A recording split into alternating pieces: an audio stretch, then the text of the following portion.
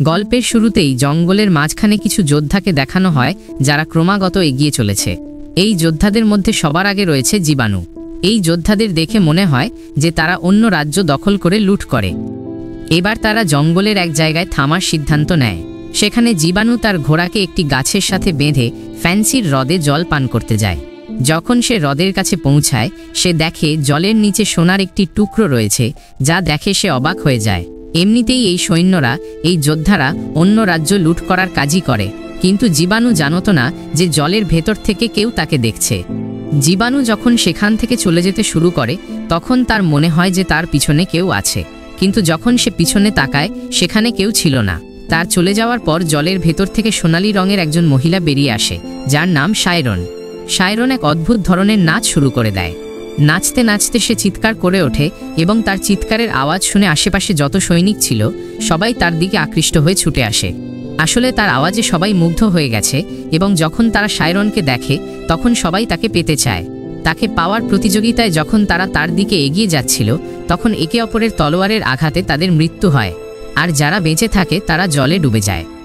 এভাবে সায়রনের চিৎকারের আওয়াজে এখানে সবাই মারা যায়।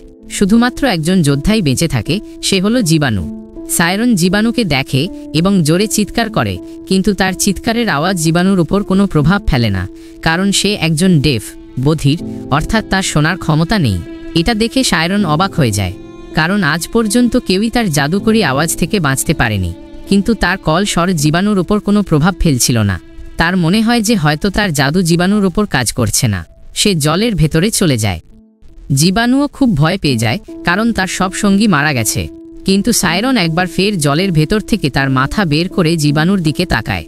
আসলে জীবাণুর দিকে সে এখন আকৃষ্ট হচ্ছে। তার মনে হয় যে এর মধ্যে কোনো বিশেষত্ব আছে, তাই তার আওয়াজের, তার জাদুর কোনো প্রভাব তার উপর পড়েনি। জীবাণু তার ঘোড়া নিয়ে সেই জায়গা থেকে পালিয়ে যায় এবং কিছু দূর যাওয়ার পর সে একটি গাছের সাথে ধাক্কা খেয়ে অজ্ঞান হয়ে যায়। কিছুক্ষণের পর তার জ্ঞান ফেরে এবং এখন সে পায়ে হেঁটে তার পথ অতিক্রম করে। হাঁটতে হাঁটতে সে খুব ক্লান্ত হয়ে পড়ে, তাই নদীর ধারে সে ঘুমিয়ে পড়ে।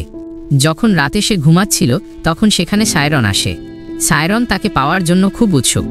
সে তার চারপাশে নাচতে থাকে, কিন্তু জীবাণু যেহেতু বধির, সে শুনতে পায় না, তাই সে সায়রনের উপস্থিতি সম্পর্কে কিছুই জানতে পারে না। এরপর সে তার পাশেই ঘুমিয়ে পড়ে। পরের দিন সকালে যখন জীবাণুর ঘুম ভাঙে, তখন সে তার পাশে সায়রনকে দেখে এবং তাকে দেখেই থেকে যায়, কারণ তার পুরো শরীর সোনার, যা হীরে, মুক্ত, মণিমাণিক্য দিয়ে সাজানো, যা পৃথিবীর সবচেয়ে মূল্যবান জিনিস। আর তখনই সায়রনের চোখ খুলে যায়। সে সেখান থেকে পালাতে শুরু করে। জীবাণু যখন তাকে থামানোর চেষ্টা করে তখন তার হাত কেটে যায়, কারণ সায়রনের শরীরের একটি স্তর সোনার তৈরি। যদিও জীবাণু বুঝতে পারে যে তারা দুজন ভিন্ন জগতের। একই সাথে যখন তার হাত কাটে তখন রক্তও বের হয়, যা এই সম্পর্কের মধ্যে কেবল ক্ষতি এবং মৃত্যুর ইঙ্গিত। কিন্তু জীবাণুর চোখে সোনা, হীরে, মুক্ত, মণিমাণিক্যের লোভ হেসে যায় এবং এই লোভের বশেই সে তার পিছু নেওয়া শুরু করে। সায়রনও ক্রমাগত নদীর মধ্যে ভাসতে ভাসতে নাচতে থাকে এবং নদীর তীরে এসে সৈনিক তার তলোয়ার নিচে রেখে দেয়। সায়রনও তাকে দেখে। তার চোখে পাওয়ার একটি আকাঙ্ক্ষা, কারণ সে প্রথম এমন মানুষ যে তার আওয়াজ থেকে জীবিত বেঁচেছে। আর এখন এই দুজন একে অপরের দিকে এগোতে শুরু করে। খুব তাড়াতাড়ি তারা দুজন একে অপরের কাছাকাছি চলে আসে, যার পরে তারা একে অপরকে চুম্বন করে। জীবাণুর ঠোঁট থেকে রক্ত বের হয়, যা এই ইঙ্গিত দেয় যে তারা দুজন একে অপরের জন্য তৈরি হয়নি। কিন্তু জীবাণু তার সোনা, হীরে, মুক্ত, মণিমাণিক্যের লোভ পূরণ করতে চায়। অন্যদিকে সায়রন তার লালসা, লাস্ট পূরণ করতে চায়। তারা দুজন একে অপরের কাছাকাছি এসেছে, কারণ তাদের দুজনের মনেই নিজেদের জন্য লোভ রয়েছে। তারা দুজন একে অপরের সম্পর্কে একেবারেই ভাবে না। এবং এখন যখন তারা একে অপরের কাছাকাছি, তখন জীবাণু সায়রনের মাথায় তার মাথা দিয়ে আঘাত করে তাকে অজ্ঞান করে দেয়।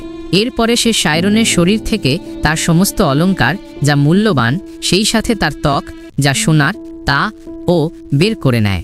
এবং তা বের করতে গিয়ে সায়রন খুব আহত হয়। কিন্তু জীবাণুর তার আঘাত, তার যন্ত্রণা নিয়ে কোনো চিন্তা নেই। সে তার লোভ পূরণ করতে চায়। তার শরীর থেকে সোনার একটি কণা বের করার পর তাকে নদীতে ফেলে দেয় এবং সোনা নিয়ে সেখান থেকে পালিয়ে যায়। কিন্তু সোনার ওজন খুব বেশি হয়, যা তুলতে তার খুব সমস্যা হচ্ছিল। কিন্তু তবুও তার ভেতরের লোভ বলে যে তাকে সোনা নিয়ে এখান থেকে যেতে হবে, যদিও সে জানে যে এই জঙ্গল থেকে বের হওয়া এত সহজ নয়। অন্যদিকে সায়রনের শরীরকে দেখানো হয়, যা ভাসতে ভাসতে তার হ্রদে পৌঁছে যায়, যার থেকে রক্তের এক বন্যা বেরিয়ে আসে, যা পুরো নদীতে ছড়িয়ে পড়ে। ঠিক সেই সময় জীবাণু খুব ক্লান্ত হয়ে পড়েছিল, তাই নদীর ধারে সে জল পান করে। সেই জলে সায়রনের জাদুকরী রক্তও ছিল। যখন সেই জাদুকরী রক্ত জলের সাথে তার পেটের ভেতর যায়, তখন সে তার শোনার ক্ষমতা ফিরে পায়। সে প্রথমবারের মতো আওয়াজ শুনতে পায়, তাই সে অদ্ভুত আচরণ করতে শুরু করে।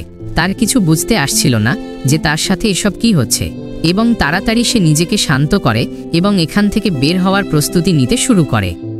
অন্যদিকে সায়রনকে দেখানো হয় যে জল থেকে বাইরে আসে। সে তখনও জীবিত ছিল, এবং যখন সে তার শরীর দেখে তখন তার খুব দুঃখ হয়, কারণ তার সুন্দর অলংকার, যা তার শরীরের শোভা বাড়াত, যার উপর তার গর্ব ছিল, সেই সব এখন জীবাণু নিয়ে চলে গেছে। আর এরই সাথে তার ভ্রমও ভেঙে যায়। আসলে তার এমন মনে হচ্ছিল যে জীবাণু তাকে পছন্দ করে, কিন্তু এখন সে জানতে পেরেছে যে জীবাণু কেবল তার সোনা, রূপ, হিরে, মুক্ত, মণিমাণিক্যের জন্যই তার কাছে ছিল। আর সেই সময় জীবাণুকে দেখানো হয় যে নদীর ধারে রয়েছে। সায়রন তাকে দেখতে পায় এবং যন্ত্রণায় চিৎকার করতে শুরু করে। আর এখন জীবাণু শুনতে পারে, তাই সে তার আওয়াজের দিকে আকৃষ্ট হতে শুরু করে। সে চাইলেও নিজেকে থামাতে পারে না, এবং যখন সায়রন তাকে দেখে তখন সে জোরে চিৎকার করে, যার পরে জীবাণু খুব দ্রুত ঘুরতে ঘুরতে, নাচতে নাচতে তার দিকে টেনে চলে যায়, এবং তারও একই পরিণতি হয় যা তার সব সঙ্গীর হয়েছিল। জলের নিচে অনেক খুলি দেখানো হয়, যার মানে হলো সায়রন এখানে হাজার হাজার মানুষকে মেরেছে। কিন্তু এখন সায়রনের কাছেও কিছু অবশিষ্ট নেই, যা তার শরীরের সৌন্দর্য ছিল, যা তার অলংকার ছিল, যার উপর তার গর্ব ছিল, সেই সব তার কাছ থেকে ছিনিয়ে নেওয়া হয়েছে। আসলে পুরো গল্পটি আজকের দুনিয়াকে তুলে ধরে, যেখানে প্রতিটি মানুষ অন্য মানুষের সাথে কোনো না কোনো লোভ, কোনো না কোনো কারণে যুক্ত। ঠিক যেমন জীবাণু সায়রনের কাছে গিয়েছিল কারণ তার সোনা, হিরে, মুক্ত, মণিমাণিক্য দরকার ছিল, তেমনি সায়রনও জীবাণুর কাছে গিয়েছিল কারণ সে তার লালসা পূরণ করতে চেয়েছিল। তাদের দুজনের মনেই একে অপরকে ব্যবহার করার লোভ ছিল, আর খারাপ কাজের ফল খারাপই হয়। ঠিক যেমন জীবাণুর মনে সোনার লোভ ছিল, সে সোনা পেয়ে তো গেল, কিন্তু সেই সোনাই তার মৃত্যুর কারণ হলো। তেমনি সায়রন যে অনেক মানুষকে মেরেছিল, তার শিকারের কারণে তার সেই অবস্থা হলো, যা সে কখনো কল্পনাও করেনি। তার সমস্ত অলংকার, যার উপর তার কখনো গর্ব ছিল, সেই সব কিছু তার কাছ থেকে ছিনিয়ে নেওয়া হলো। আজকের দুনিয়ায়ও মানুষ ততটাই নিষ্ঠুর যতটা জীবাণু ছিল। সে সায়রনের শরীর থেকে সোনা বের করার সময় তাকে খুব জখম করেছিল, খুব যন্ত্রণা দিয়েছিল। আজকের দুনিয়ায়ও মানুষ তাদের লোভ পূরণ করার জন্য অন্য মানুষকে কোনো ধরনের কষ্ট দেওয়ার আগে এক মুহূর্তও ভাবে না। ঠিক যেমন সায়রন তার লালসা পূরণ করার জন্য খুব বড় ঝুঁকি নিয়েছিল, এই জানার পরও যে সে একজন সৈনিক, তারা দুজন ভিন্ন জগতের। আজকের দুনিয়ায়ও মানুষ তাদের লালসা, তাদের লোভ পূরণ করার জন্য সব ধরনের ঝুঁকি নিতে প্রস্তুত, তাতে তার জীবন গেলেও। যদিও জীবাণুর গল্প আমাদের একটি অ্যানিমেটেড সাধারণ গল্প বলে মনে হয়, কিন্তু এর পিছনে অনেক লুকানো অর্থ রয়েছে, যা বারবার দেখার পর জানতে পারবেন। নেটফ্লিক্সে আপনি এই পর্বটি দেখতে পারেন। আশা করি এই গল্পটি আপনাদের ভালো লেগেছে।